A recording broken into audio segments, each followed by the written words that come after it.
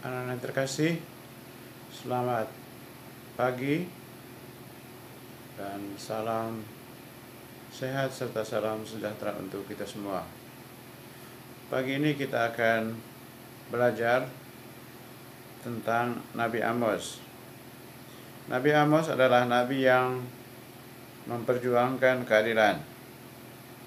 Ia menghendaki agar rakyat dan pemerintah Israel hidup makmur dalam suasana damai dan tidak ada jurang yang lebar antara yang kaya dan yang miskin. Namun kenyataannya banyak rakyat yang miskin akibat perbuatan penguasa atau pemerintah yang mementingkan diri sendiri. Baik, marilah kita membuka pembelajaran kita pagi ini dengan berdoa. Dalam nama Bapa dan Putra dan Roh Kudus. Amin.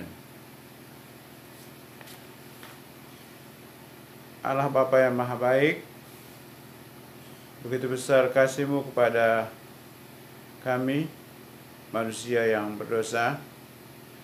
Engkau juga mengutus para nabi untuk mengingatkan umat Israel akan kesalahan-kesalahan mereka. Bantulah kami untuk mengikuti ajaran dan kehendak-Mu dalam hidup kami setiap hari.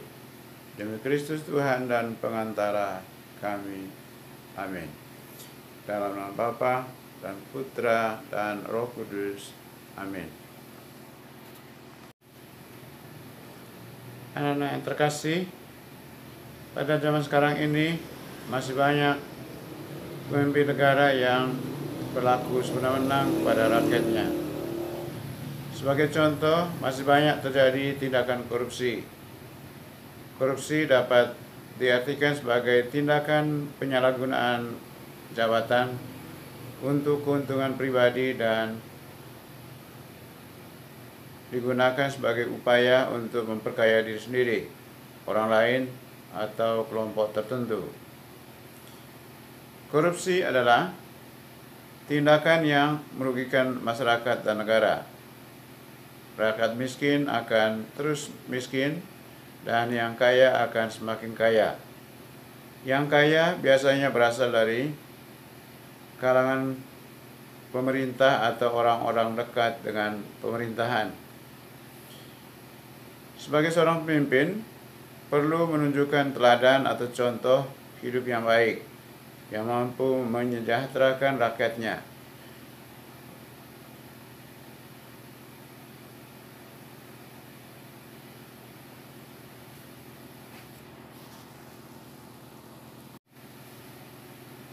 Anak-anakku yang terkasih, selanjutnya kita akan mendengarkan bacaan kitab suci.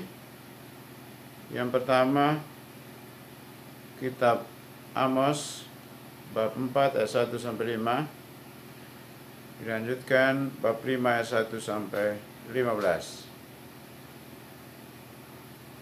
Terhadap perempuan Samaria yang mabuk kemewahan.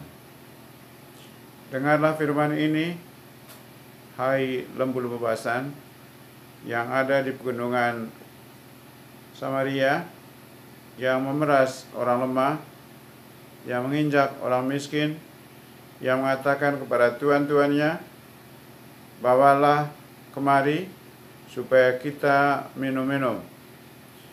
Tuhan Allah telah bersumpah demi kekudusannya.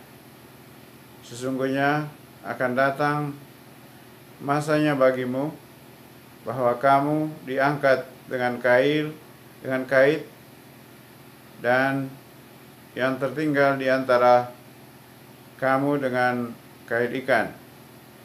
Kamu akan keluar melalui belahan tembok, masing-masing lurus ke depan, dan kamu akan diseret ke arah Hermon.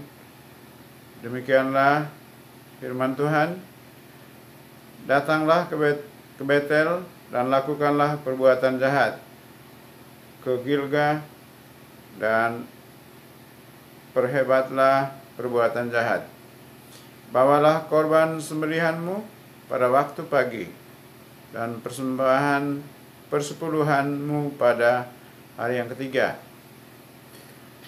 Bakarlah korban syukur dari roti yang beragi, dan maklumkanlah persembahan-persembahan sukarela.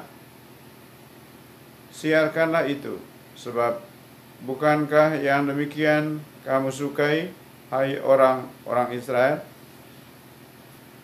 Demikianlah firman Tuhan Allah. Dengarlah perkataan ini yang kuurapkan tentang kamu sebagai ratapan, hai kaum Israel. Telah rebah, tidak akan bangkit lagi anak darah Israel. Terkapar di atas tanahnya, tidak ada yang membangkitkannya. Sebab beginilah firman Tuhan Allah kepada kaum Israel. Kota yang maju berperang dengan 1.000 orang, daripadanya akan tersisa 100 orang. Dan yang maju berperang dengan 100 orang, daripadanya akan tersisa 10 orang. Sebab beginilah firman Tuhan Allah kepada kaum Israel. Carilah aku, maka kamu akan hidup. Janganlah kamu mencari Betel. Janganlah pergi ke Gilgal, dan janganlah menyeberang ke Beersheba. Sebab Gilgal pasti masuk ke dalam pembuangan, dan Betel akan lenyap.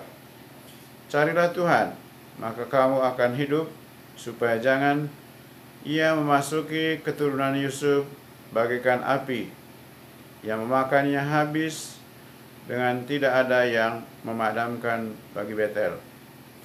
Hai kamu yang mengubah keadilan menjadi ipuh, dan yang mengempaskan kebenaran ke tanah. Dia yang telah membuat bintang Kartika dan bintang belantik, yang mengubah kekelaman menjadi pagi, dan yang membuat siang gelap seperti malam. Dia yang memanggil air laut dan mencurahkannya ke atas permukaan bumi. Tuhan itulah namanya.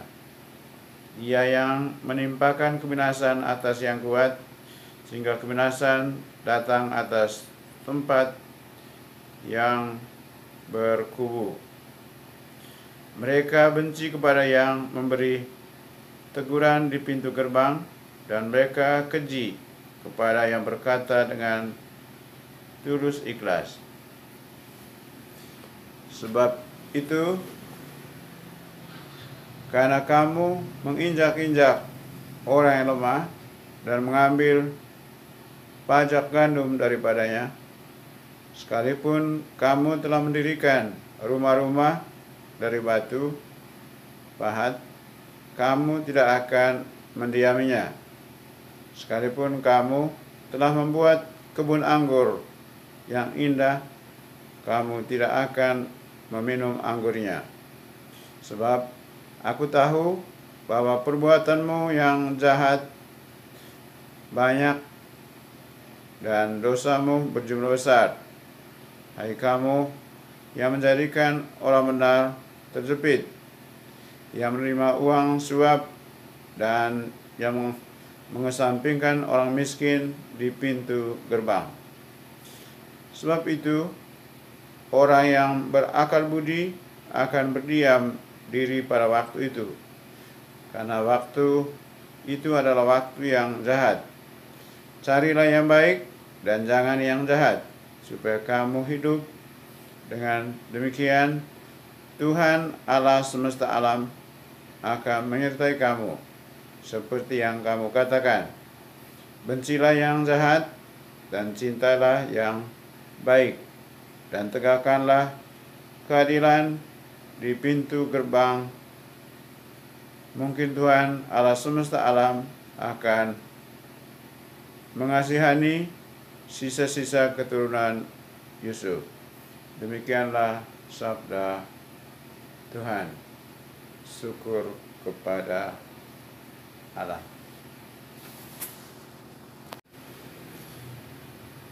Anak-anak yang terkasih, Amos adalah seorang peternak domba. Ia berasal dari daerah Tekoa, daerah pedalaman Yehuda. Ia adalah seorang nabi yang sederhana. Ia tidak punya cita-cita menjadi nabi, namun Tuhan memanggilnya. Ia menjadi alat Tuhan untuk melawan ketidakadilan. Pada masa Nabi Amos, bangsa Israel diperintah oleh Raja Yerobeam II. Bangsa Israel mengalami kejayaan dan kemakmuran. Semua serba terpenuhi. Sayangnya, orang-orang Israel lupa pada Allah. Mereka menyembah berhala seperti patung lembu jantan. Mereka juga mengikuti upacara kafir, mabuk-mabukan, ibadah gila-gilaan, dan perbuatan-perbuatan yang tidak berkenan di hadapan Allah. Para pemimpin bangsa digambarkan seperti lembu basan yang gemuk, suka memeras orang lemah dan menginjak orang miskin. Para pemimpin memberikan persembahan dan kurban yang dipungut dari rakyat untuk kepentingan diri sendiri. Para pemimpin sering melakukan kejahatan. Rakyat mengalami kemiskinan karena diperas dan diinjak-injak para pemimpinnya sendiri. Mereka dikelabui para pemimpinnya dengan perayaan-perayaan keagamaan. Tuhan tidak tega melihat rakyat banyak diperas dan diinjak. Tuhan akan mengangkat para lalim itu seperti kail ikan, sehingga yang tersisa tinggal sedikit. Bangsa Israel mencari Tuhan agar tetap hidup, serta agar para pemimpinnya berbuat adil, memperhatikan kaum lemah dan miskin, tidak memeras dan tidak menginjak-injak. Umat Kristiani diharapkan tetap mencari Tuhan sehingga tetap hidup. Yang dimaksudkan mencari Tuhan adalah mencintai dan membantu orang-orang lemah dan miskin, sehingga di dalam masyarakat terdapat keadilan.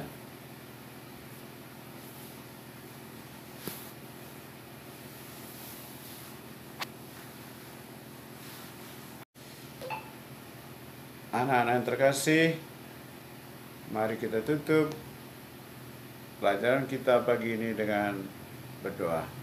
Dalam nama Bapa dan Putra dan Roh Kudus. Amin. Tuhan Bapa yang Maha Kasih, terima kasih karena Engkau telah mengutus Nabi Amos untuk menegakkan keadilan di tengah-tengah bangsa Israel, sehingga bangsa Israel dapat bertobat dan kembali kepada jalan yang benar. Kami juga mohon agar Engkau senantiasa memberikan petunjuk, kekuatan bagi kami, sehingga kami juga dapat mendekatkan diri pada Dikau sebagai asal dan tujuan hidup kami. Jauhkan dari kami segala macam rintangan, hambatan untuk mendekatkan diri kepadamu. Namamu kami puji kini dan sepanjang masa. Amin. Dalam nama Bapa dan Putra dan Roh Kudus. Amin.